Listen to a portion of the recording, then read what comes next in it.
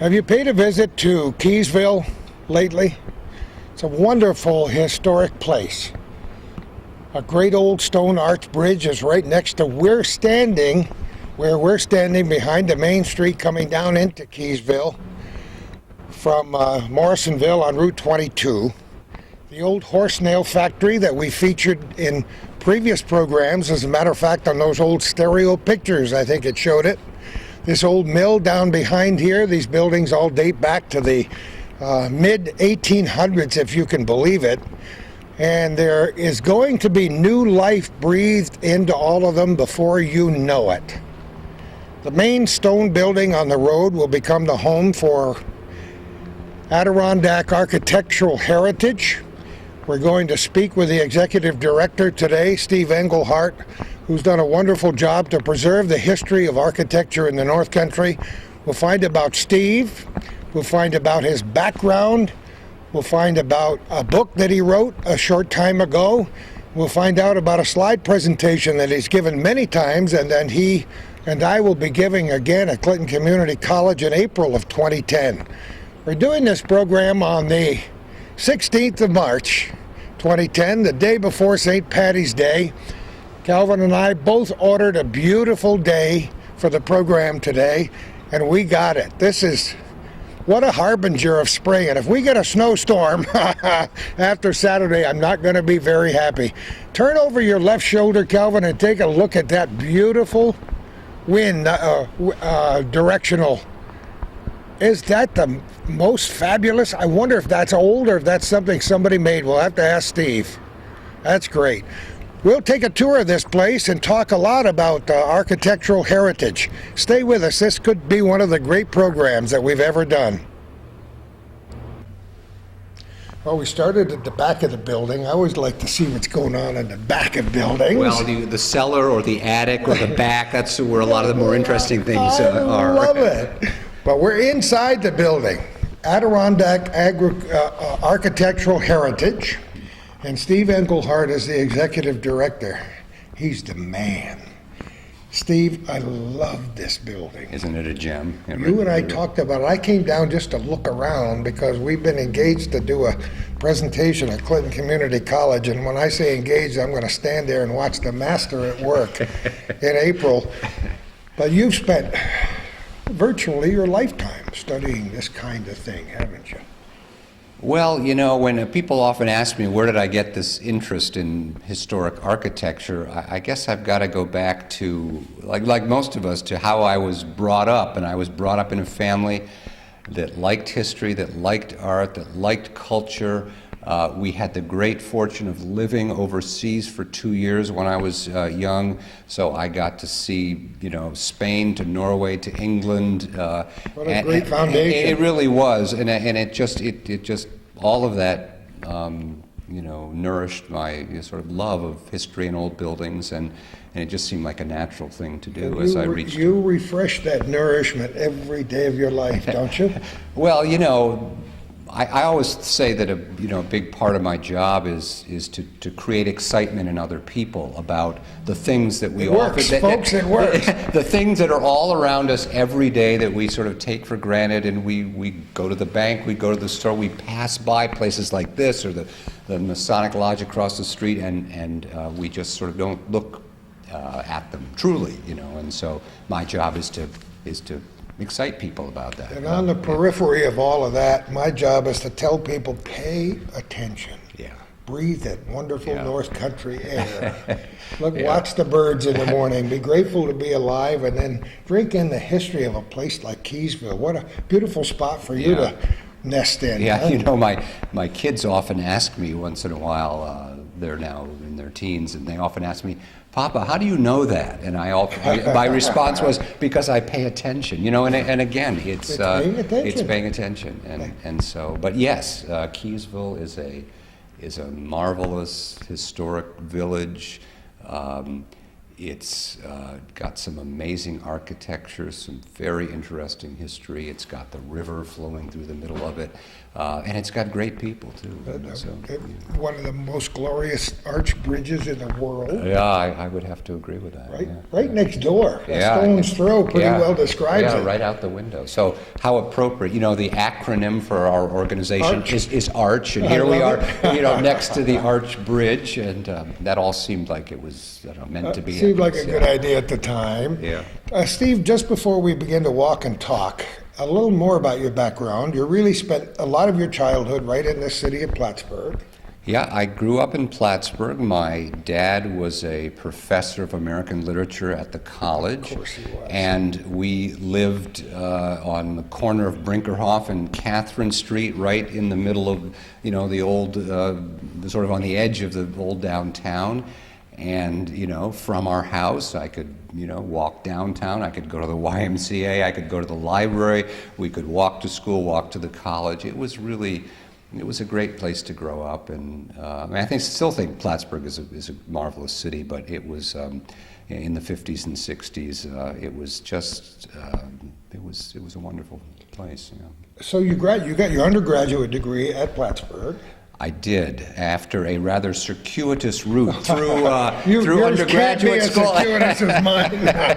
I don't know, 3 colleges, and I don't know how many years it took, but that was part of the time, was sort of finding your way, figuring out what really excited you, and finally I finished at Plattsburgh and with a degree in, it was called a, it was sort of more or less a history degree, yes. It was called actually Mine's hard to define. Individualized major is what it was. Yeah. But then you went to UVM, but that wasn't directly after, was it? It was, yeah. I had I was spent about 5 years working as a stonemason. And this is a new chapter for me. No kidding. And again, this is part of my sort of love of old buildings and understanding how buildings are built. And I was trained by a marvelous man, and when I tell you his name, you're going to say, Antanis Matalionis. What dear people they were. Absolutely. And he, through Tony, I learned to be a mason, and it was really during that period I got hired to rebuild the stone chimneys on the Kent Lord House, not the brick chimneys, on the Kent Lord House Museum. Yeah. And in doing that, here I was doing masonry work on a historic building. I got to know the architect who was supervising the job, a guy named Gil Barker. Oh, yeah. And all of a sudden, it's like the lights went on. I realized all of this, my love of history, of architecture, of preservation, all kind of came together, and I didn't even realize there was a field in historic preservation until being there. And so I decided I got to go back to school, finish my undergraduate degree. I'm going to go to graduate school, and that's really where it began. Standing up on the roofs of that museum, working on that building, looking out over the mouth of the Saranac River, and just sort of seeing how valuable places like that were. This was your destiny. You were just being moved from place to place. You're just filling in the blanks. So you got your degree, and so I went to UVM, and they have a master's program in historic preservation, and it was led by the director of the program was a guy named Chester Leaves, and his big thing was there's a lot of people in my field who are very technically oriented. They know how to do paint analysis or mortar or diagnosis and that kind of thing, but he was really into creating advocates for our architecture and our historic architecture, and so he was. That was a wonderful place for me to go to school because of his focus, and that's sort of how I've tried to do my job ever since, is by, changing people's hearts and minds about these things, because it's once people believe in it, once people feel it in their gut and in their heart, then it seems like, the natural thing to do, to want to save these places. So, that's wonderful. You moved an office into the old school, into into the what do you call it, Yeah, that building, the yeah. civic building? The Adirondack Architectural Heritage is 19 years old, and we started out, like a lot of nonprofits, as an all-volunteer organization, the board of directors doing all of the work, especially our founding board president, a guy named Howie Kirschenbaum. And then, as we grew and matured, we eventually hired a director, which was me, and for a while we ran the organization out of a room in my home. That's the way it And then we moved into the Civic Center Civic from one Center, room yeah. to another, and then gradually we got secure enough and in a position to really create a home for the organization, you know. And it turns out to be the old horse nail factory down the street. Yeah. An amazing old building that we're standing in now. Yeah. And you know, of course, an organization like ours, we've got to be located in a historic building. That was kind of a no-brainer. And we looked actually at locating ourselves in another community in the region, because we are a regional organization. We work from this corner of the region all the way down to Old Forge and Cranberry Lake and Bolton Landing, and we could have been anywhere, but a lot of the staff lived here. But more importantly, we saw that this was a community that could use our kind of energy and investment. And why not take on a project like this? A property that's, architecturally interesting, historically very important, and a project that the village of Keysville had wanted to kind of revitalize and bring back to life for literally 20 years. So. So this building dates to 1849, Yes. Mm-hmm. and it was a horse nail factory. Yep. That's some people watching this know that history, but it was a pretty colorful history. Yeah.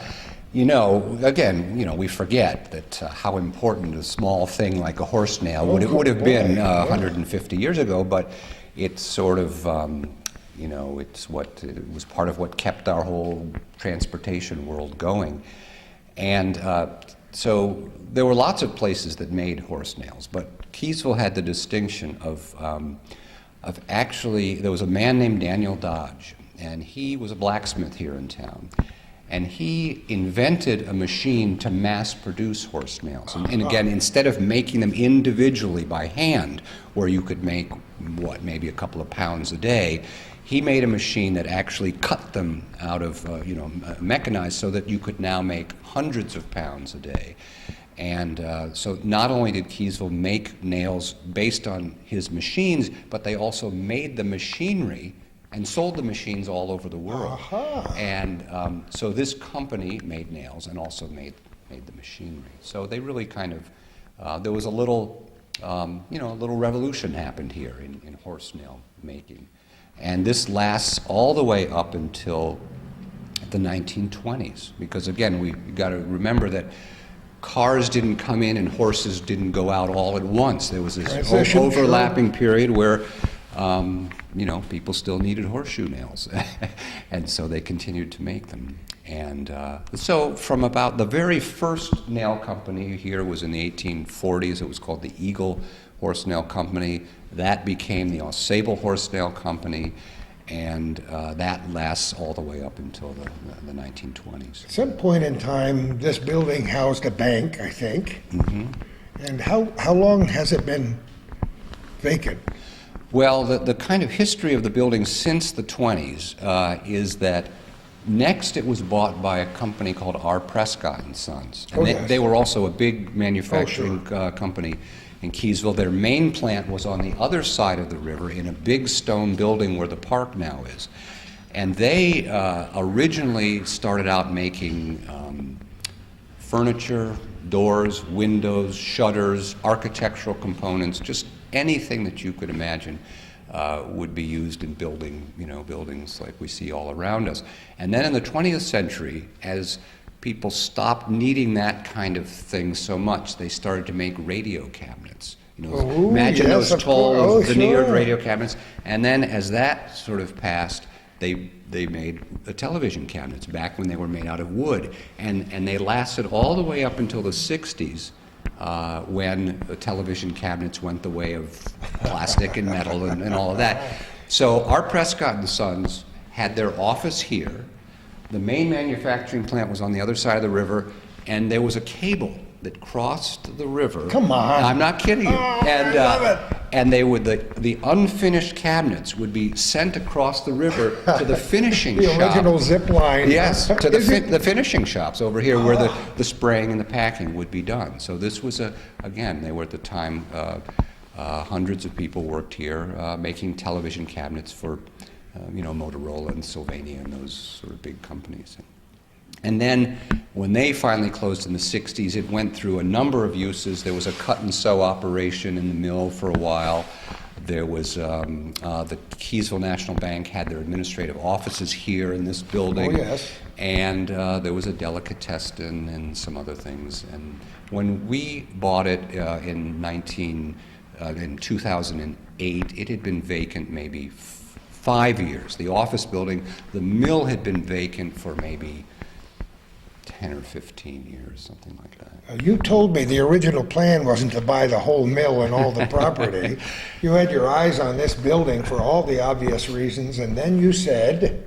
Well, I said, we were a little worried. Here we were imagining ourselves in this space, and we thought to ourselves, well, right in our backyard is this big 11,000 square foot building. What if somebody buys it and moves in and starts doing something there that doesn't really fit with our activity? So we said, well, let's make the leap and acquire the whole property. And since then, of course, that's caused us to sort of re-excite our imagination and to ask the question, well, what are we going to do with it? And so we'll... Well, let's talk just for a moment before we begin to look around this great old building about the organization itself. How many members, you said? We have about 1,000 members, yeah. And they come, we're a regional organization. They come from all over the region. About 60% of our members are full-time residents.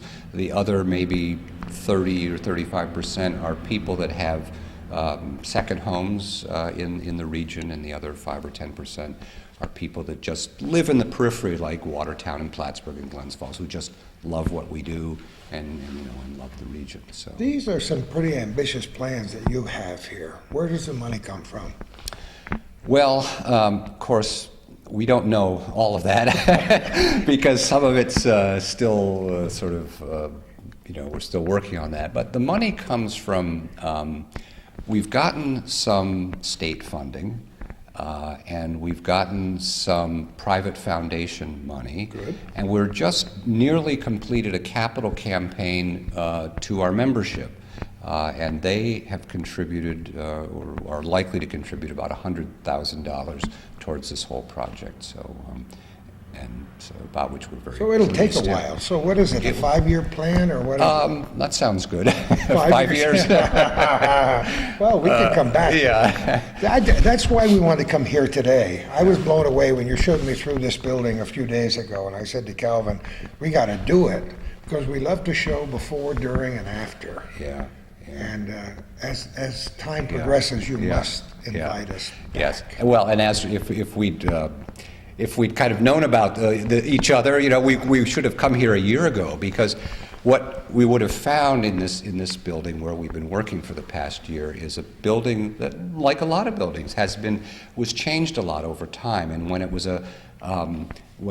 our Prescott and Sons offices, they made some changes. When it was the Keysville National Bank offices, they made some changes. When it was a delicatessen, they made some changes. Of course. And part of our job as a historic preservation organization was to at least ask the question, to start with asking the question, what do we want it to look like? Do we want to take it all the way back to what it looked like in 1850? And, for the most part, the answer to that was yes, we did want to do that. And and as you can see from just the work we've done, it really shines. I mean, Are these all members who are doing the work?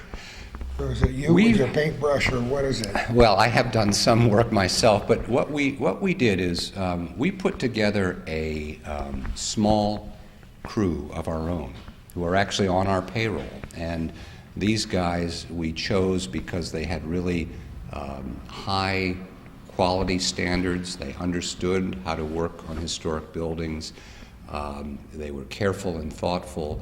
And they knew how to do all the sort of fussy repair work that's been needed here. And the results, I think, speak for It's themselves. amazing. You've sanded this old, this is the original floor. Well, it actually isn't the original floor, but it's a 19th century floor. Yeah. Well, Yeah, that's pretty close. Yeah. That's great, and it's a lot of work to try to even up these old floors, to sand them down, Yeah. get them where you want them, and it looks absolutely great. Yeah. You've taken out all the old radiators. People don't realize it, and I didn't until a couple of years ago that you can refinish the old radiators. Yeah, yeah. This building actually had a steam heat system. No kidding. And so we decided to go to hot water, and none of the radiators that were in the building could have been used for hot water. Oh, they couldn't. They couldn't. So we took those out and we sold them, and we got another batch of cast iron hot water radiators that we refinished and we're using here. So, but yes. So let's talk about Yeah. this room. What's Okay. this room going to be? What do we expect Yeah. to see in the future Okay. here? This room is, it will be kind of a sort of gallery and exhibit space. And it's not very large, but between things that we can place in the middle of the room and things that we can mount on the walls, there will be, exhibits and paintings and drawings and that kind of thing about some topic related to our mission. The first exhibit that's going up in here is going to be about the relationship between race, ethnicity, gender, and architecture. And it's an exhibit that's been at the museum in Elizabethtown and will now travel here. The next one that we'd like to have here is the show of photographs by Mark Kurtz that's going to be at Clinton Community College next month as part of their Bridges theme that you and I are going to be part of. That you're going to be a part of it. I'm going to stand there and cheer. And then, we will bring other things in here, and it will just simply be a way to kind of, inform visitors and the public about our You had to work. peel away the Yeah. years here. Yeah. 'Cause these walls didn't look like this when you walked in. That's correct. Yeah, these were all covered up with paneling and sheetrock, and the floors were covered with tile and plywood, and these had banks of fluorescent lights on the ceiling, and they'd cut holes in the ceiling to put plumbing work in upstairs and just sort of patch them in. Okay, And cob jobs. Yeah, cob jobs. And so, we had to do a lot to get back to this place. And so this room is also where our administrative assistant will have her office, and she'll sit behind that little wall over there, and we'll greet people as they come in. And so that's what goes on here. Let's walk and talk. I want to talk. I want to look around. Okay, yep, let's do that. The vault. I Yeah. loved it. When you first showed it to me, I had to walk inside. I didn't get a bit claustrophobic because you hadn't threatened me in any way.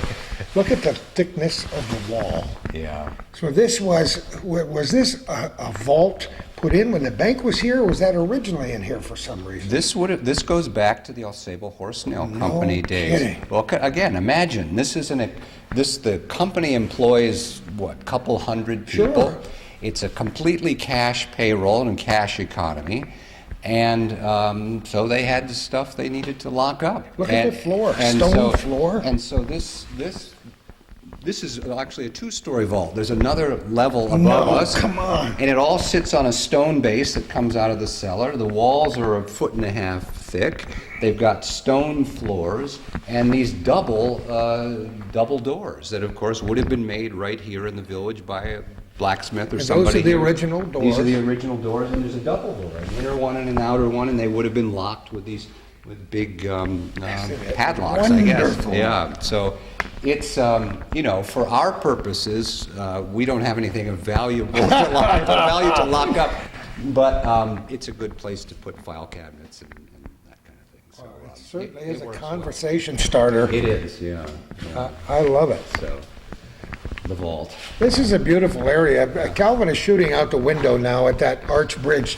Give me 2 seconds worth of its history for people who don't know about this famous Aarch Bridge. Yeah, this bridge was finished in 1843, and it's built out of local sandstone that came really right out of the banks of the river. The darker stone that forms the Aarch was quarried in Willsboro at a place called Ligonier Point. Oh, sure. And it was built by a local mason named Solomon Townsend. And it's 110 feet long. It's on the National Register of Historic Places, and it's also been designated, along with Keysville's two other bridges, as a National Historic Civil Engineering Landmark, which is a very, wonderful distinction. Yeah. Unique distinction. Yeah. Well, there aren't too many bridges exactly like that, are there? Well, it's a fairly typical kind of stonemasonry construction, but there are just fewer of these around today. Fewer and fewer. Yeah, We don't have very many covered bridges here in New York State left either. We don't, yeah. We got Well, only a couple in this region, don't we? Yeah, we do. The one in Jay, and there's one in down near Great Sacandaga Lake in Edinburgh. Those are the only two. Know where that is? Yeah. The one in Jay has very interesting history as we tried to preserve that thing a few years ago, and I got miles and miles of video footage of. And we were there when they dedicated the new one, and that's great. Yeah. The story I like about this bridge is when Solomon Townsend and his men were building it. You can imagine, to build an arch bridge, you've got to create a form, an arch form on which to build the structure, because the arch doesn't have any strength until it's all done. Exactly right. And while it was about 2/3 complete, a big storm, big rain came up, and the river rose up, and it washed away the structure underneath it, I did not and the know bridge that. collapsed. Oh my And gosh. this, of course, no one was hurt, but it was a tragedy, again, from the builder's point of view. But I suspect that he didn't have the kind of insurance that a builder would have had today. What was his choice? He had to let the water go down, build the structure back up, reassemble his men, and get back to work. That was He the lost only his choice. pants on that job. I believe he probably did. Yeah. Oh my. Yeah. Interesting history in many other bridges. Yeah. All right, let's Yeah. walk and talk and Okay. show us what else you're doing in here, Steve. Okay. I see these are the radiators. Were these used when you bought them, or new, or what? These were some were used, some were new, but had been sitting around for a while. So they all needed work, and these are all sized to go in various places in the building, and they're all refurbished. And that will be all the radiators the building will need? For this floor, just For this floor, just okay. for this floor, yeah. Oh, that's wonderful. Another great room. Yeah, this is a good room to start in, because in terms of an interior space, we think this is the oldest interior finish. Kidding. And we know this because we've gone around and examined what's behind some of the other walls. And we think, again, you've got to go back in your mind and imagine that this is the offices for the Horse-Nail Company. This is the place where people keep track of orders that are going out of here. It's a place where the payroll is kept track of and people come in to get paid. So there's desks and counting houses and probably samples of their products and correspondence and all that kind of stuff. So it was pretty utilitarian. This wasn't like what we think of as sort of a retail store or an office in the sense that we think of an office today. This was, kind of utilitarian. So it kind of makes sense that on the walls you'd have this, vertical beaded wainscoting here. How many layers did you have to take off before you got back to that? This had two other layers on top of it. The next layer was homosote that had been plastered on top of it. Oh, I haven't even and then heard that on name. top of that was vertical V-joint butternut paneling. And that goes back to the days when it was our Prescott and Sons were here, and it was kind of accidental. We didn't know this was under here. That's one of the great sort of surprises of And we were poking away. There was some damage, and we were looking underneath it. We thought it had a lath and plaster walls, but there was a hole somewhere, and we sort of poked around in there, and we saw this underneath it. And Here we go. Yeah, and so we peeled it away, and there it was. It was, we had to do a lot of work to bring it back to look like this, sure you because did. there must have been 1,000 nail holes in this where other layers had been added to course, it. And who so would think every about one of that? those had to be filled in. Oh, But that's okay. The final results are wonderful. Did you have to replace all the window frames, or how did that work?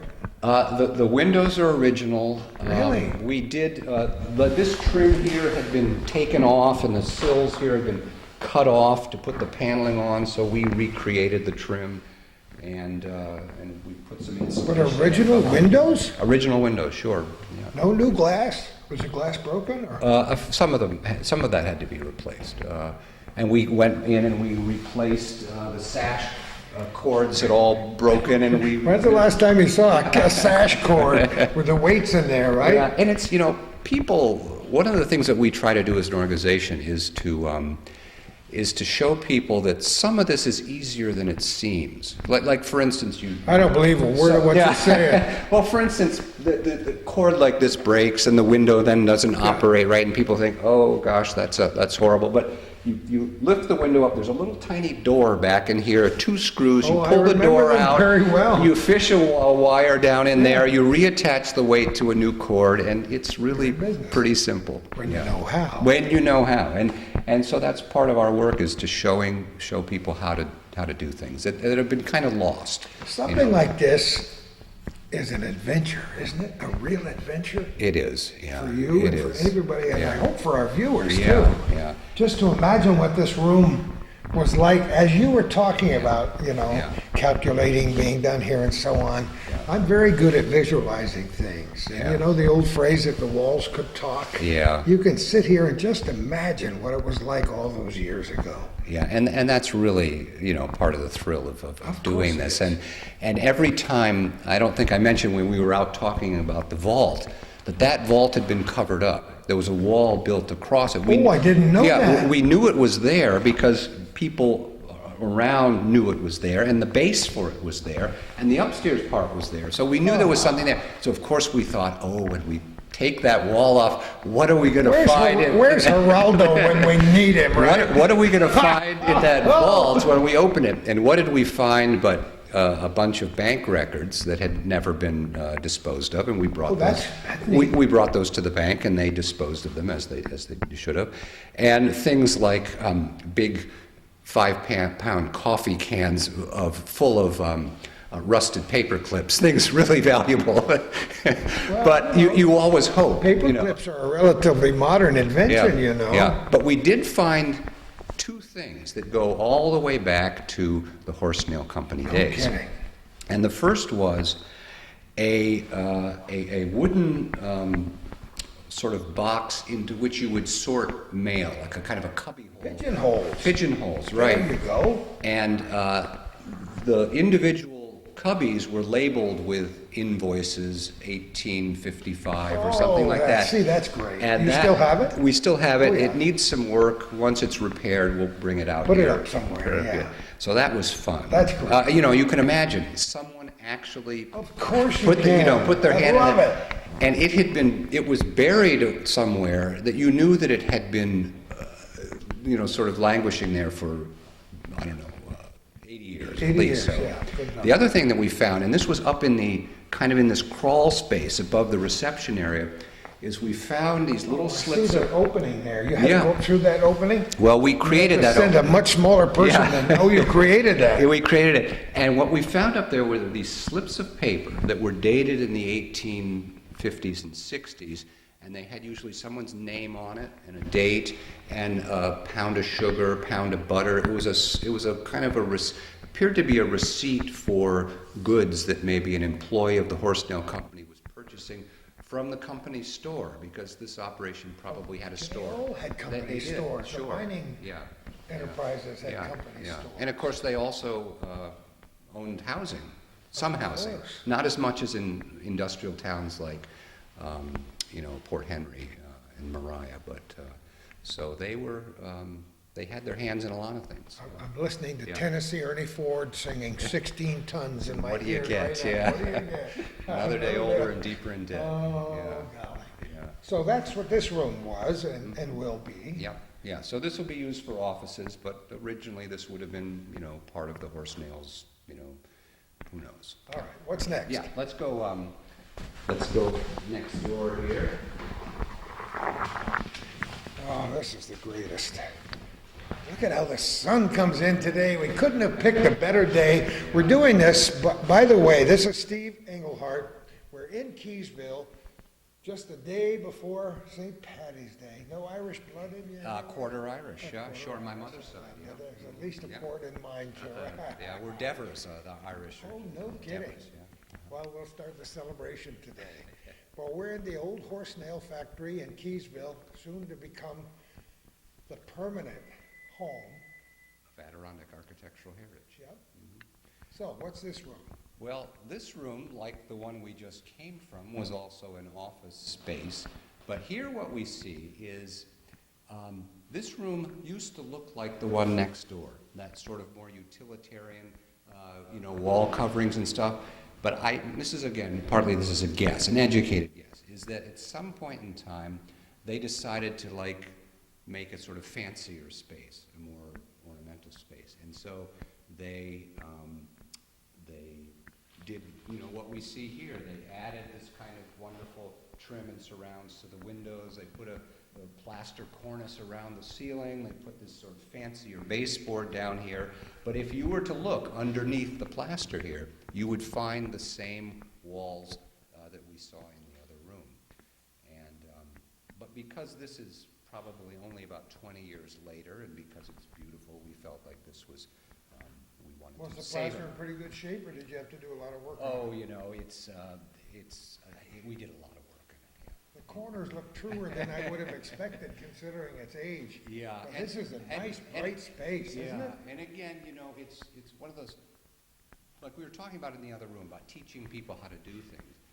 Oftentimes when people see plaster that has a lot of cracks in it or that is loose, the sort of normal, understandable reaction is take it Get all it out of off, there, yeah. put up new sheetrock or so on. And Yeah. sometimes that's totally warranted. But in this case, because we use something called a plaster washer.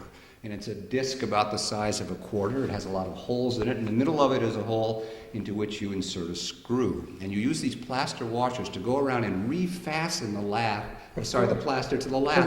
And then you do a sort of skim coat of plaster over it. I'm sure most and people- this wall here, this wall was riddled with holes and cracks in it.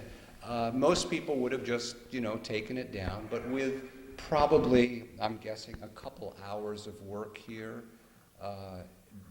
to prep it, it looks the way it does today. And it has it's slightly lumpy, it has a But little who texture. cares? but This is that's- architectural heritage. It's an old wall, so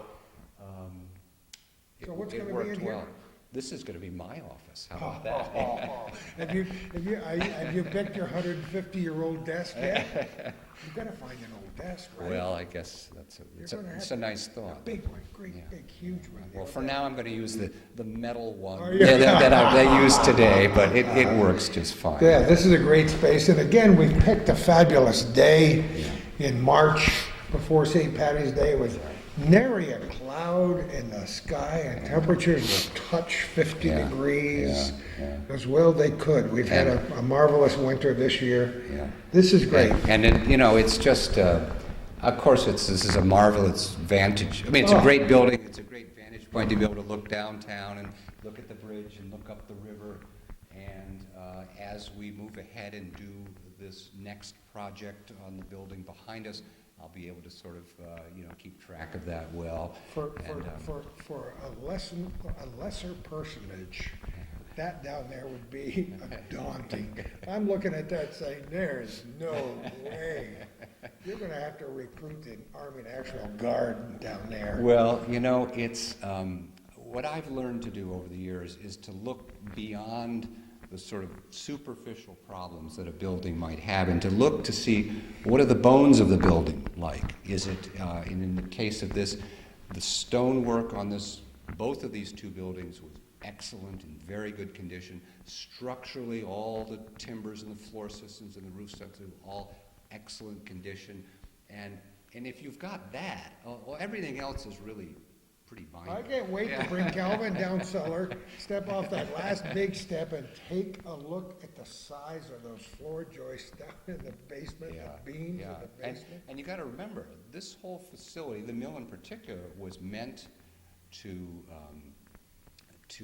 a lot of heavy machinery was located on those floors. There was they had to be built well, Yeah. and we'll see that when we go down in the I love it. rooms. Yeah. Let's do it. Okay. We're at the rear of the building. How tall is that building? It really looks tall. Good question, but you know, you can see it's 3.5 stories tall, and the way, of course, the land slopes down from the street, you almost don't know that there's a whole nother story down here. Yeah, it's amazing. And what we decided to do was, this was a cellar, but it had 10-foot ceilings, and besides needing a place to put the utility room there, we realized this was very. This could be used space again. So this is where we decided to put our research library and another gallery space here. And we've done some of the preliminary work there. And this will, if all goes well, also be done in 2010. This must have looked like a dungeon when you first went down there, didn't it? Well, it had first of all a stone floor. The stones for which are over there in a pile there. I wondered where they came we pulled those up and saved them, and we're going to use them for landscaping and other work. Yeah. It had a big steam boiler down in it with all kinds of big cast iron pipes. Oh my goodness, what did you do with that? We scrapped it all. Yeah. It had underneath an old wooden floor that had collapsed, in part of it there was about a ton of coal left over from the days when this was heated with coal, and we bagged that all up and found somebody that still would heat with it. And heating with 150-year-old coal? Oh, I love it. Well, of course, coal is itself, I don't know, hundreds of millions of years old. Yeah. And then there was a kind of coal bin in one corner here, in which there were boxes and boxes and boxes of Prescott Company records. And those are being now gone through, and a lot of those will end up at the local historical society. And they should. Yeah. That's So great. again, our offices are going to be on the middle floor. Our library and a gallery space will be down on this level, and you'll be able to drive down here and park here and also enter the building from this level as well.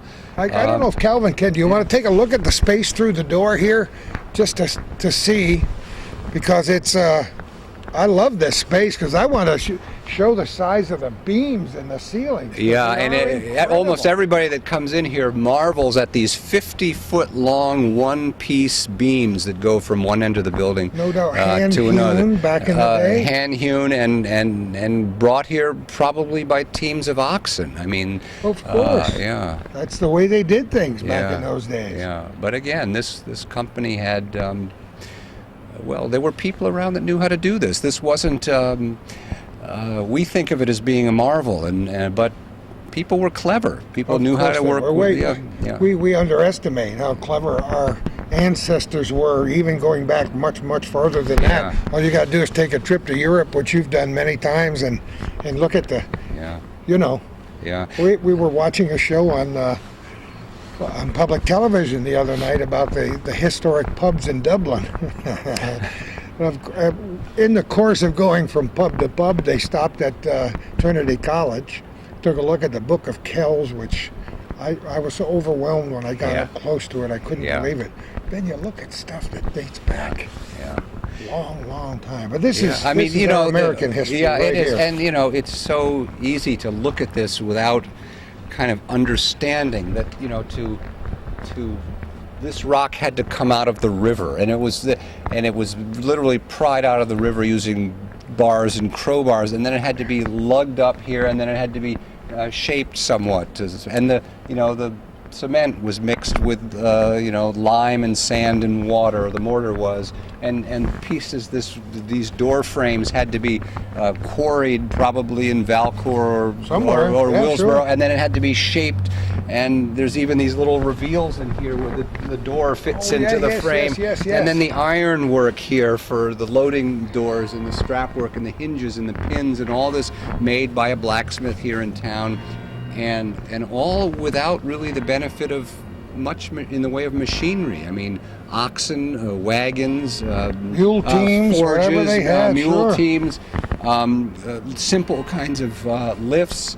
Obviously scaffolding, but very, very simple. And there are brick buildings in this area, and there are bricks inside this basement that were handmade bricks somewhere nearby here. Yeah, well, any town around here that had clay deposits, they would have. made their own bricks. Right outside of town was a place called Musson's Brickyard, and there are photographs in the local archives showing brick clay being taken out of the ground. You mixed it with sand and water. You put it into these forms and baked it in these kilns, and people made their own brick. At this time, 1850, there wasn't really much. Most of what you see that was from that era came right here from the site. Maybe not the glass, maybe not the lime itself for the mortar, but just about everything else, from the cedar shingles to all the wooden components to the stone to the brick. It was all had to come from the site because the transportation would have been so difficult, Will you have to repoint all this stone at some point someday? in time? Yeah, someday. This has been repointed, and it's unfortunately wasn't done very well. This is what the mortar should look like. It's a kind of a whitish beige color, and it has lots of little.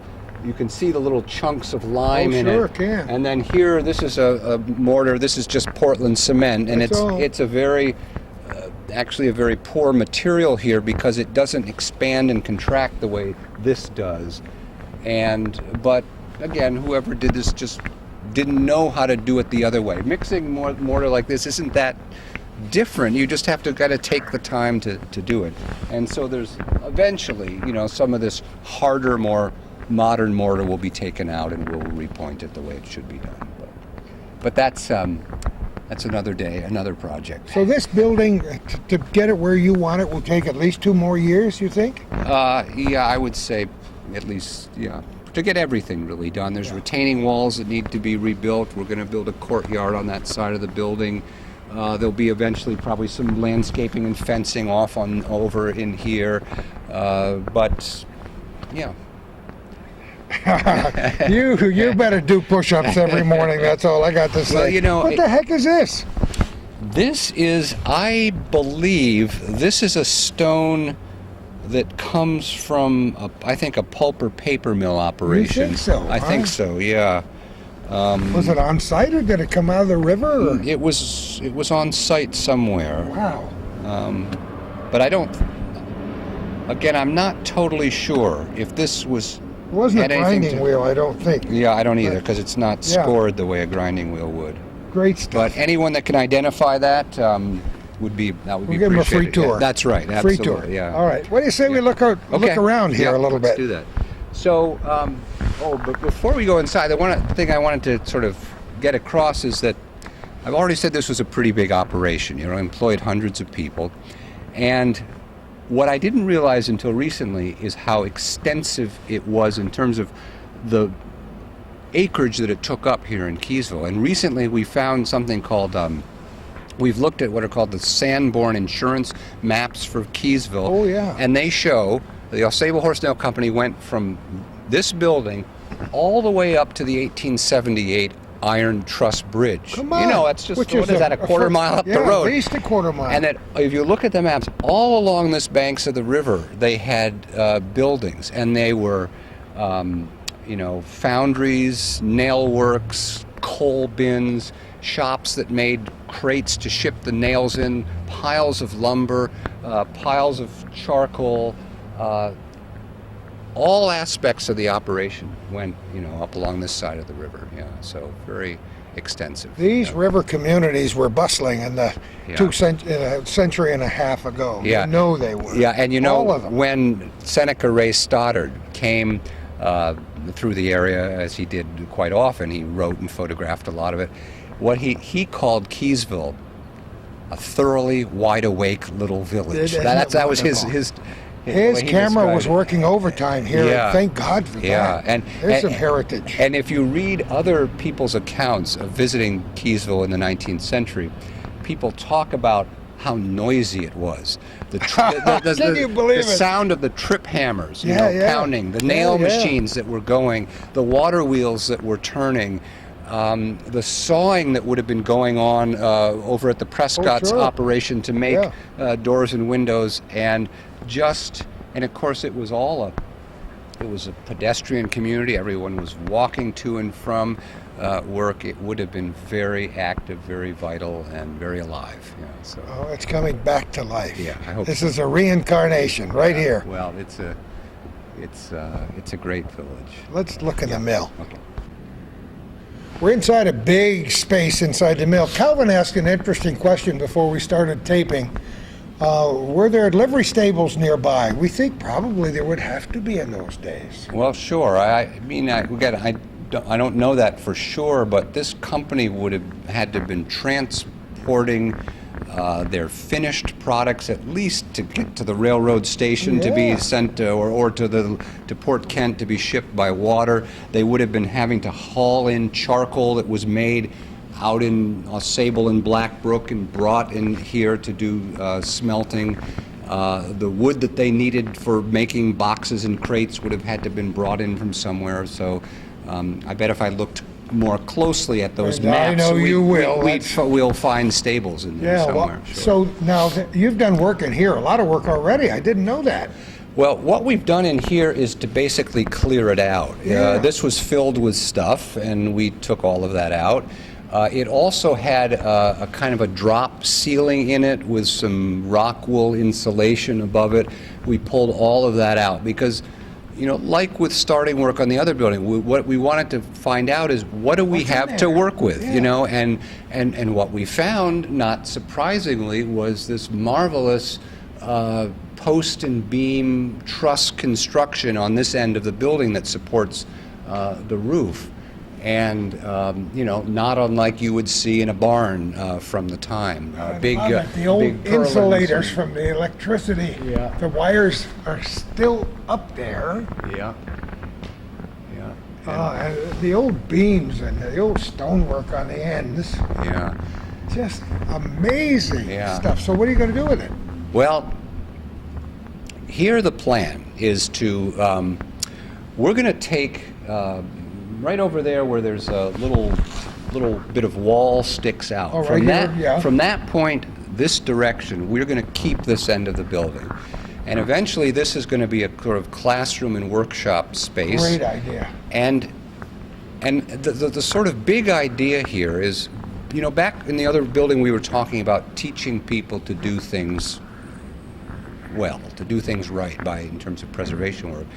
And one of the things that we want to do is to do more preservation trades training, and particularly geared to young people who are, coming out of high school that want to be carpenters and roofers and want to know how to work with plaster or stained glass or historic windows and doors and do masonry repairs. And this will be a place where they can get the kinds of training that they might not be getting from, CV Tech or through the trade union, and this would kind of complement or supplement that kind of Marvelous. training. Yeah. There are a few people in the North Country who are good at those old trades, There but we certainly need are. a lot more. Yeah. You talked about the Kent Delord House and how you were working there Yeah. on the stone chimneys. Yeah. And we remember when the barn was done. Yes. And what a wonderful time that was. And I went down with my little tape recorder back when. And Yeah.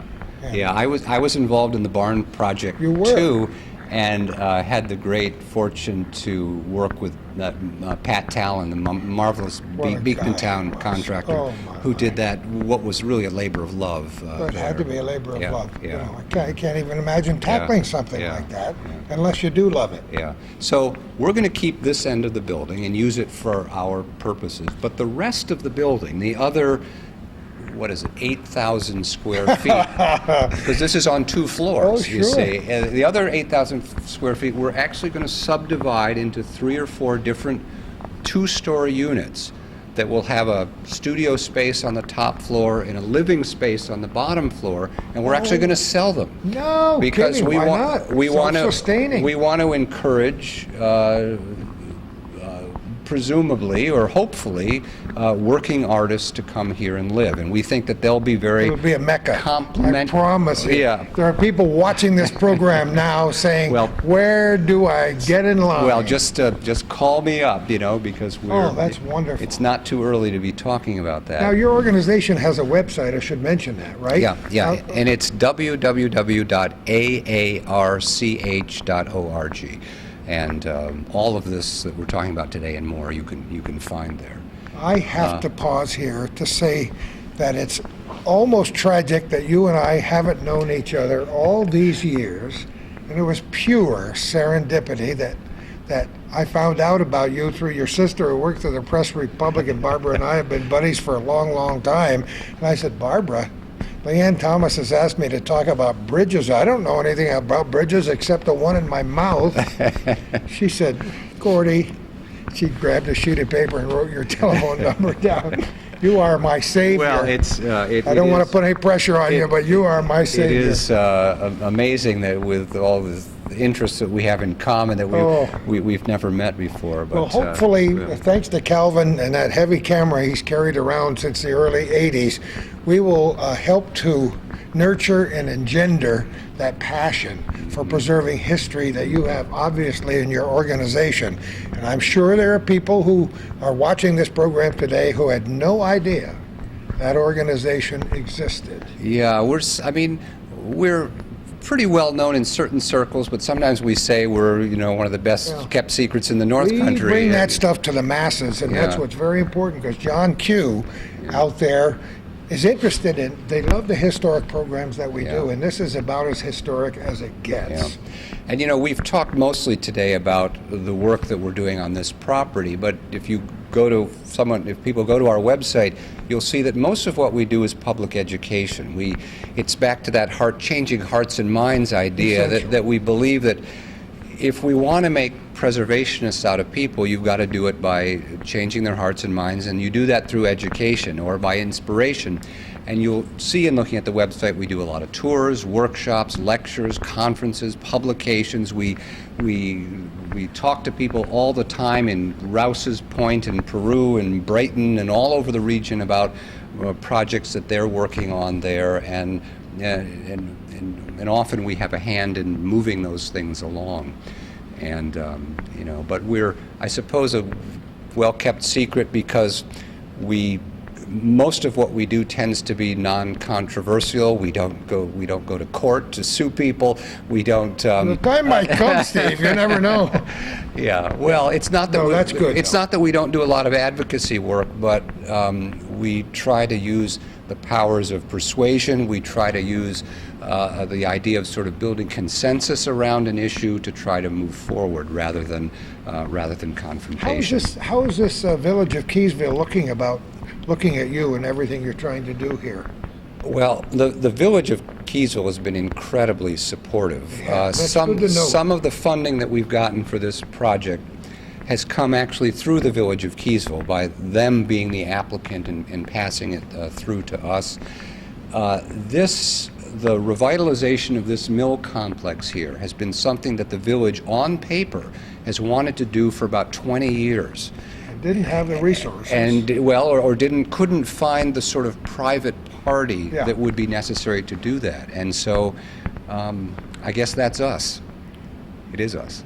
Yeah. Well, you don't mind eagerly accepting the onus for a project like this, because it's, to outsiders like me, it's absolutely awe-inspiring. Well, but we haven't rushed into it. We've really thought this through pretty carefully. I think we took on something that we thought we had some reasonable chance of accomplishing. And I think it's sort of the reason that this has been able to attract at least some of the public funding that it has is for a couple of reasons. One, we're a very good regional nonprofit historic preservation organization that has a really good public mission and public purpose. It's also that our building there may eventually be a visitor center for the village of Keysville. Oh, I bet it will and that be. will contribute to sort of tourism and visitation here. Destination. A kind of destination. It's also that through selling of these units and bringing new kind of life and energy back into the building. That helps the tax base. It helps kind of to add to the sort of vitality of the kinds of people that are working in this community. So it has a lot of things going for it, and it's restoring a set of buildings on the National Register of Historic Places. Historians everywhere, Yeah. if they aren't already, will be interested in what you're doing. Do you have architects, actual architects, on your with your group? We have an architect on our board of directors. Great. And he has done some of he's an architect named Nils Luderowski, who's based in Keene Valley, and he has done most of the planning work for the other building as a service to us, as a board member. Wonderful. The architect, this spring, we will hire an architectural firm to do the planning work for this building here, and that will be done by some other firm. And so the plan here is we do the architectural planning in 2010, and in 2011 we will go to construction. I love it. The sheer size of this floor. Can you picture what it was like to lay this floor with all these individual pieces? Yeah. I don't know how far back this floor goes, but Yeah. a long time, I can promise you that. Yeah, this is probably a 20th century floor. Early 20th century. Yeah, and again, if you look at historic photos of this building, one of the things you'll see is all along this side of the roof were these metal chimneys coming out of the roof every 20 right. feet. I've seen those. And at the bottom of every one of those metal chimneys was some kind of nail finishing or pointing machine. And you would have probably walked into this building and it would have been very noisy. Oh, yeah. And all these machines would have been running. And that gets us to the question of how are they powered? And you and I the other day, I don't know if we're going to go down there today, but you and I the other day went down into, or did we go down? No, we didn't. We I did not? want to. Okay, you want to. We're going to go down and we'll see the machinery that powered all of this. there. It's still there. Oh, dear Yeah, God. yeah, so. I can't stand it. Isn't that great? So there is another floor, Yes. and you'll be doing what with that other floor? Well, that'll be all part of this, each Part of of the these. whole thing. This part of the Two whole thing. stories. 2 stories, yeah. I love it. Let's So, go. yeah. Let's go. Okay. All right, Steve, we're down on a lower level.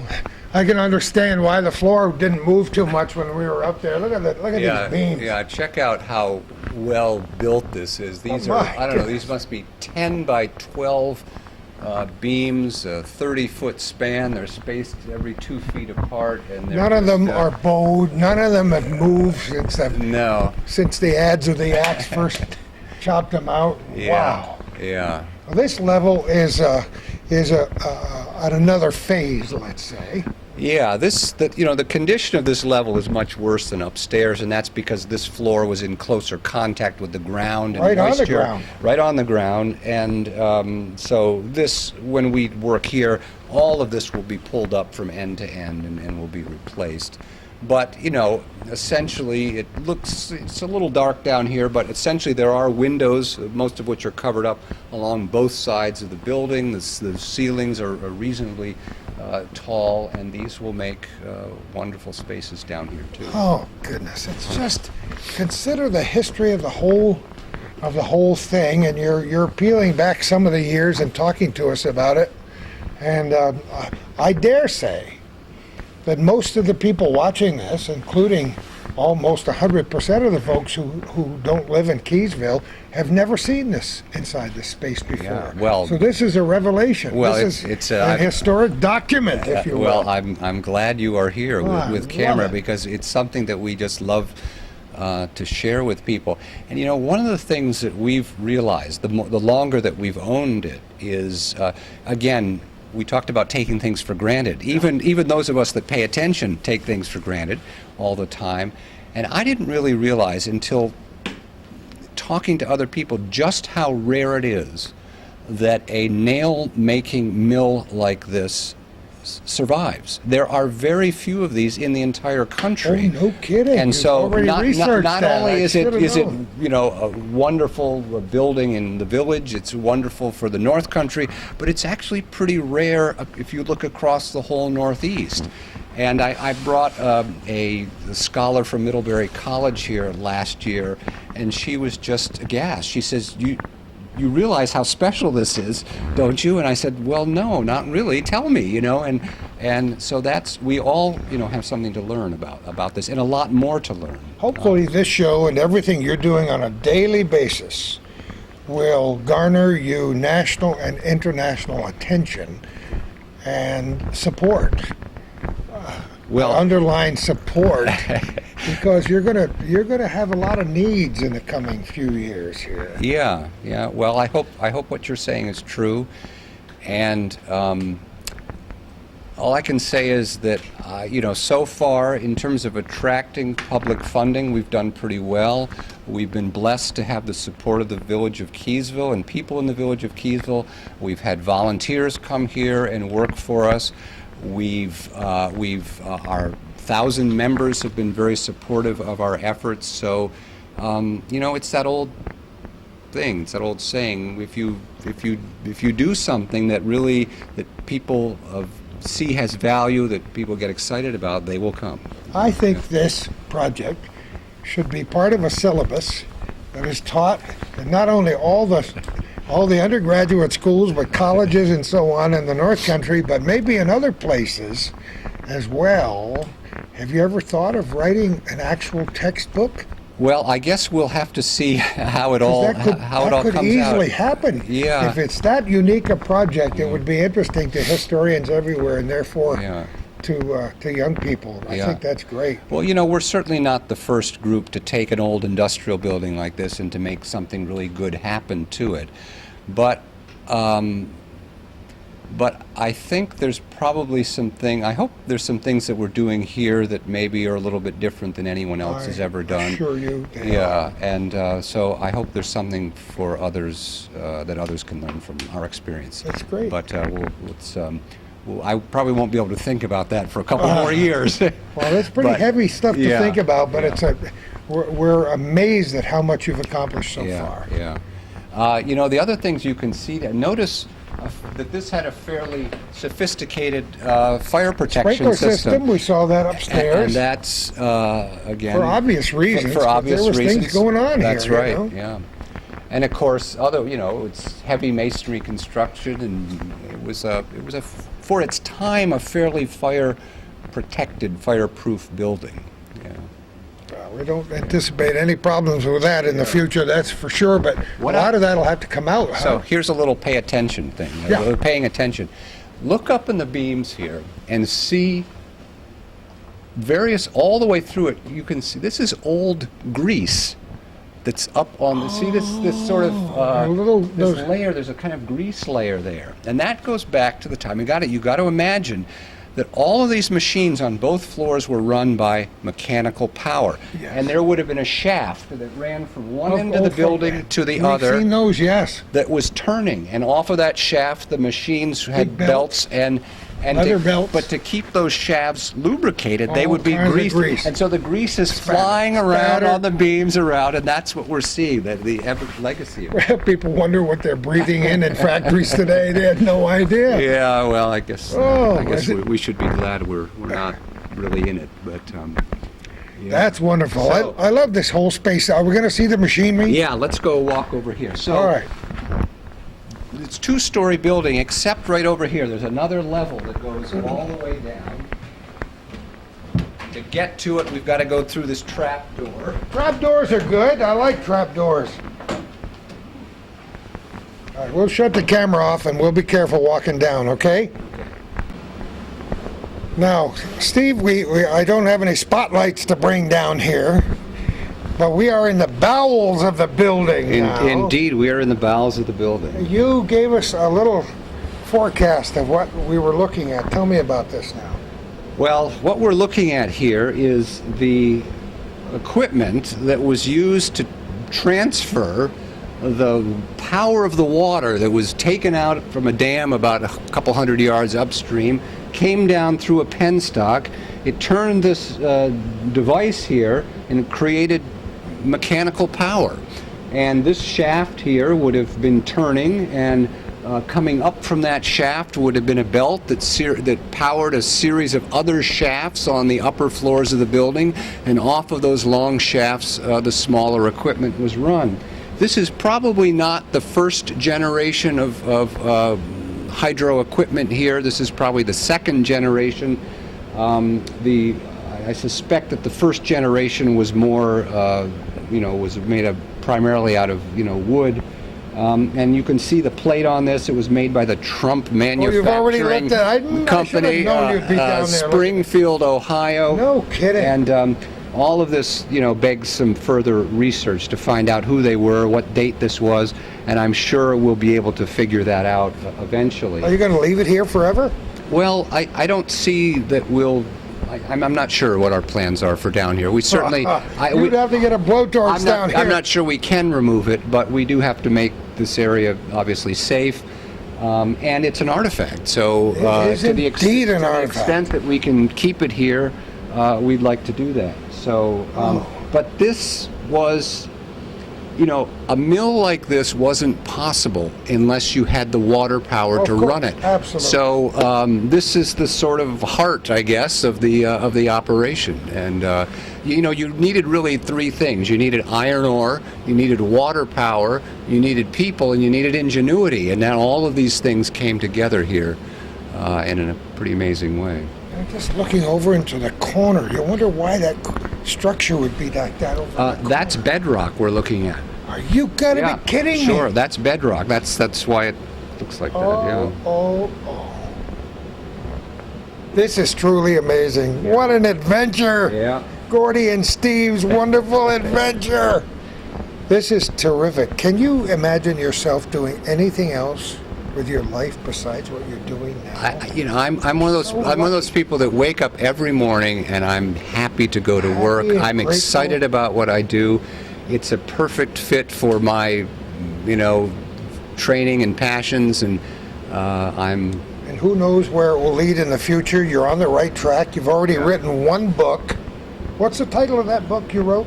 I wrote a little book quite a few years ago called Crossing the River, Historic Bridges of the Au Sable River, which is now out of print. But get it. And the people are going to be knocking your door down, Steve. Do you write at all now, except for the organization directly, or? I do not. Well, that'll come. That'll come. When you're old and gray, in another 40 years or so. No, this is an amazing and wonderful project. The area should be grateful to have you aboard and all the other team members. We're going to go upstairs and talk a little more, okay? Okay. All right. Now, I mentioned casually walking up whether you found any graffiti. It has a different connotation for some people. Yeah. But then you pointed up into this little cupola, and we looked at some chalk writing, and Calvin zoomed up there. You've already checked on it, I'm sure. Well, to really read it, we need to put a ladder up there and take that electrical box off, and then we'll be able to see what's written. Something about a snowstorm. Yeah, something about a snowstorm. And we know it's the 19th century, because Calvin, you said the oldest was 1886? Well, the hailstorm, underneath the snowstorm, there's an October something date, and the October date is blocked off by that box. And below there it says a hailstorm in July and in June, July of 86 and June of 88. I love it. My eyes are not very good, but it looks like a 18 something on the bottom, but something must have been nasty in those days. Yeah. People like to chronicle things. People had their own little, they go have a Dear Diary thing at night, and farmers and townspeople. Yeah. So it must have been some special occasion. I mean, it must have been maybe it was it'll be interesting when we take that. Was it an unusual time of year for a snowstorm? Was it an unusual amount of snowfall that they were recording there? And of course, by knowing the date, we'll be able to go back and look at the newspaper and just see what was actually going on.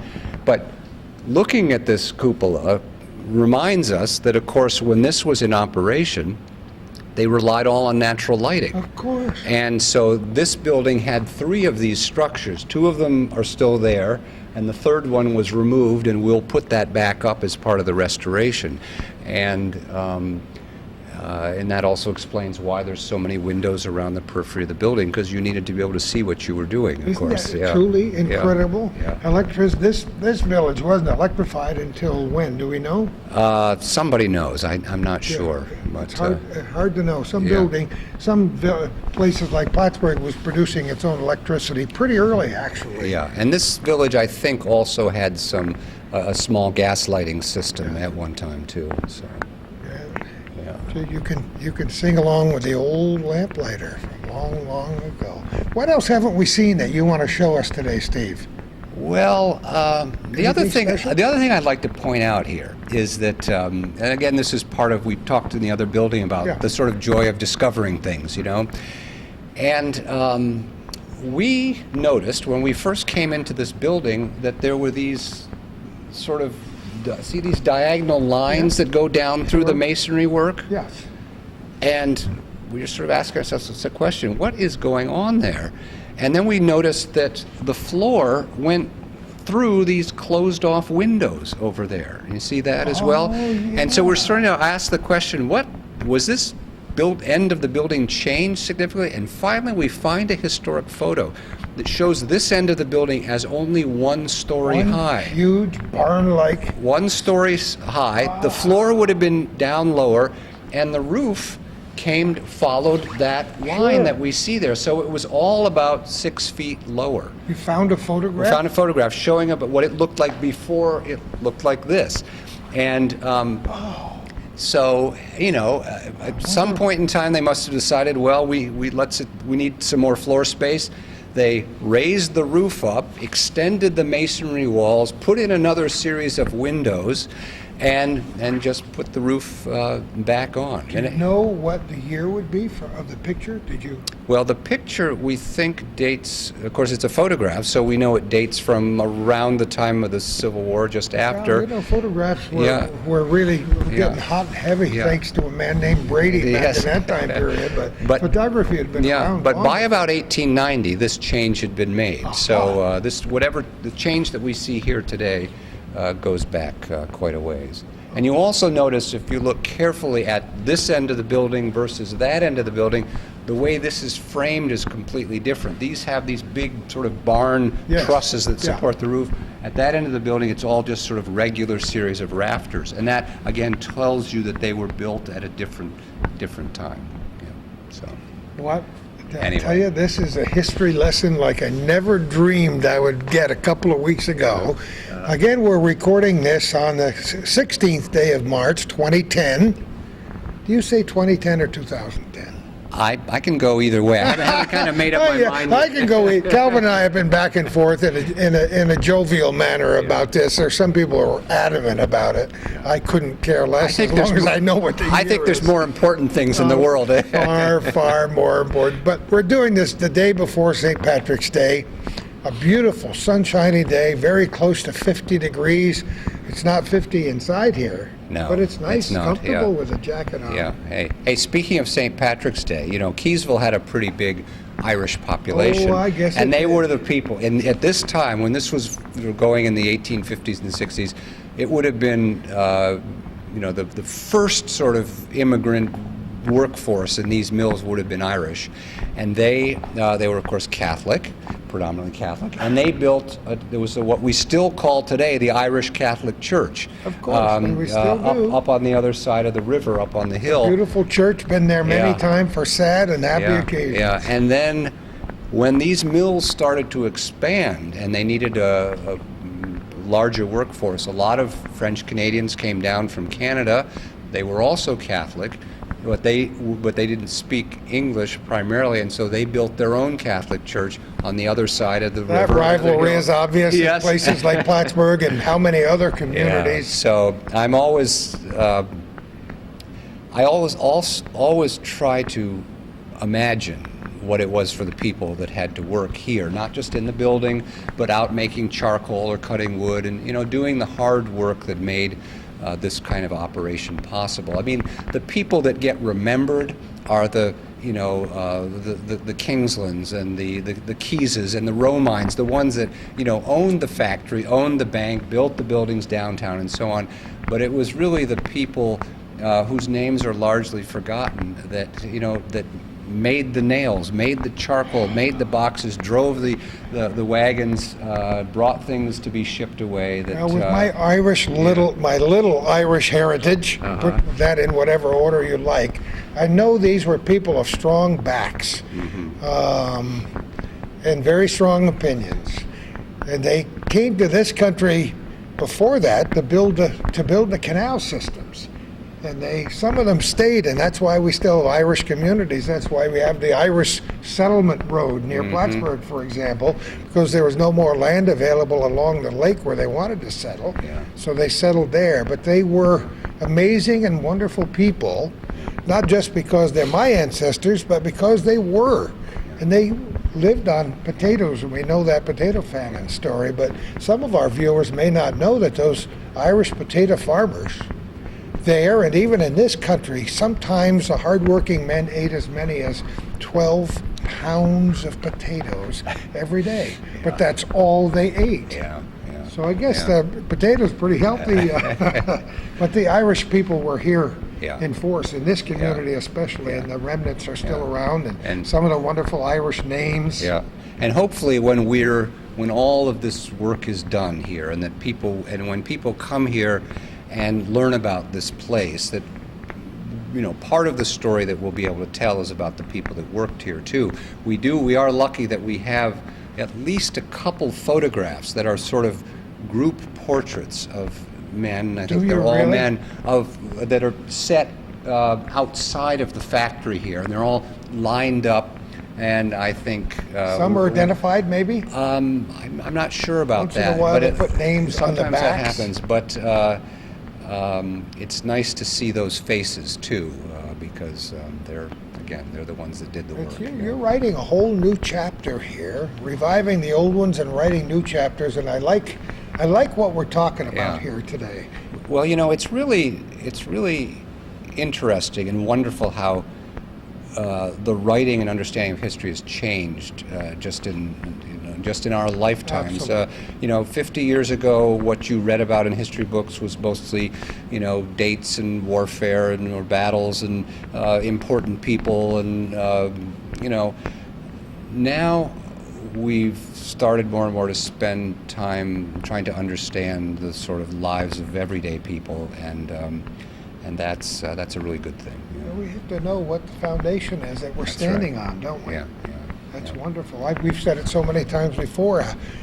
Until you know where you've been, you have no clue about where you're going. Yeah. We got a lot of things that we still want to talk about, and we will right after this. Yeah, you told me that was above the door, and I didn't look till we come out. Talk about paying attention. It blends in well. 1849. There it is. Yeah. Adjacent to that on the right-hand side are these great giant rods that go through buildings. Mm-hmm. They had a good purpose, didn't they? They did, yeah. They helped to give some sort of lateral stability to the buildings, and you find them up on the upper floor between the long plates that the rafters sit on are these tension rods too, and that keeps the roof from spreading out. Very interesting as you look at those across the country to see that some people put designs on the ends of them, and sometimes they're the shape of stars. Oh, I know. Very Don't common. You love it? Yeah. All right, we have learned a great deal about your Aarch organization. I think we know what its mission is. We can't wait to follow your progress in the future, Steve.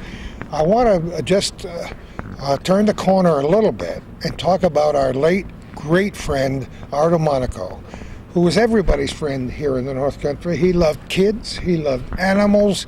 He rose from the ashes so many times, the proverbial ashes, after he got flooded out at the Land of Make-Believe, and we did a total of six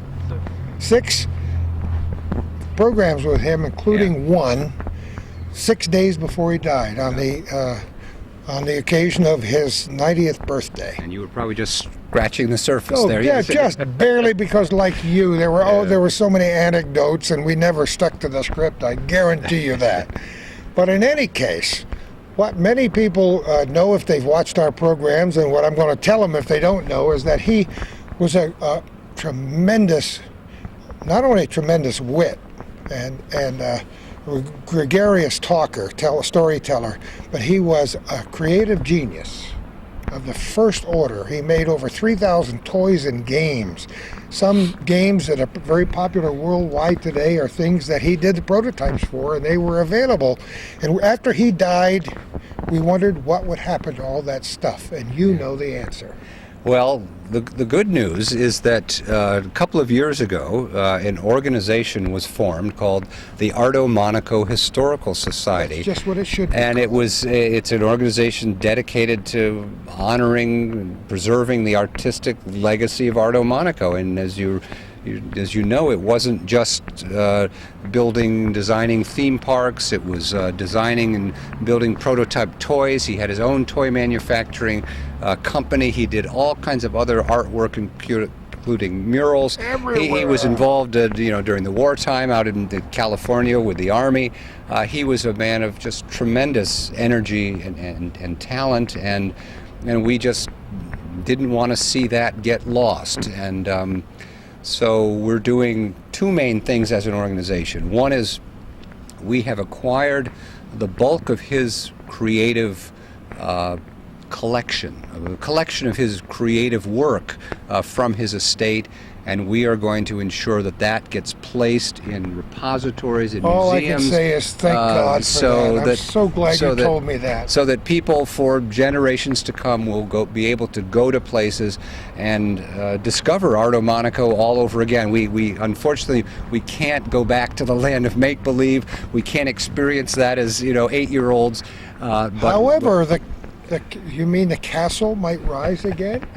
Well, the other kind of big idea that we're exploring is that the society has also acquired most of the old land of make-believe property, and with the idea of exploring, at least right now, the possibility of creating a town owned park there with a restored castle as its centerpiece, with just a otherwise fairly low-key, some interpretive stuff about Arto and his work, but a place that people will be able to come. He would be pleased. Yeah, and it's that site is like. You're surrounded by the mountains. The river is running by. It's a beautiful spot too. Steve, it's wonderful. Now, what's your exact connection with that organization? You're the president? No, I'm on the board. Yeah, I'm on the board. Well, bless you and bless them for doing that. That pleases Calvin and I to know that. Well, it's been, what's not to love about it? I mean, he was such an incredible person, and everybody that you run into that knew him, even that didn't know them, that went there, was touched. 40 years later, people can still remember what it was like to experience the kind of magic that he created as a. Anyone who knew him could write a book. I could write a sizable book based on the conversations we've had, and many others could, because the little kids were allowed to play at the land of make-believe. He designed and built every theme park within hundreds of miles of this location, on and on and on. Yeah. People have asked me sometimes about did I ever go to the land of make-believe as a kid, and I did, and they'll say many times that was like what we did, and they'll say, what do you remember about it? And one of the things I remember is that I don't remember my parents ever being there. We were sort of cut loose. Just let the kids go. And you were well protected and taken care of, and everything was your size. Yes, and I've got kids as old as you are, Steve, who remember that place fondly, and I've got the old 8mm movies to prove it. Yeah. Thank you for that. And thank you for this all around us here today. You've given us an education, but you've given us an insight into what people with vision can accomplish. And if there's anything we leave people with today, it's pay attention to what's around you. If you have an opportunity to put your 2 cents worth in to preserve some of our architectural history in the North Country, do that. We hardly even talked about the history of bridges, of which you are an expert, and we have. How many bridges do you know about in the Adirondack region? You mean historic bridges? Yeah, historic bridges. There's probably about 25 or 30 really historic bridges. Yeah. And most of them are right here on the Au Sable River. Au Sable Chasm. Yeah, that's right. There. That's right. So Another day. Another day, another time. Yeah. We hope we've whetted your appetite. Steve, thanks so much. Yeah, my I'll pleasure, shake your Gordy. hand Yeah. on camera. Okay. Hopefully this video will be seen far and wide, and will do a little bit to help your cause. Yes, thank you. We thank all of our viewers for watching this program, for your contributions of time and money, the suggestions people have of where to go. Some people tell us where to go, and topics to cover. We appreciate that. Keep the cards and letters coming in, and who knows where we're going to be next time for our little corner.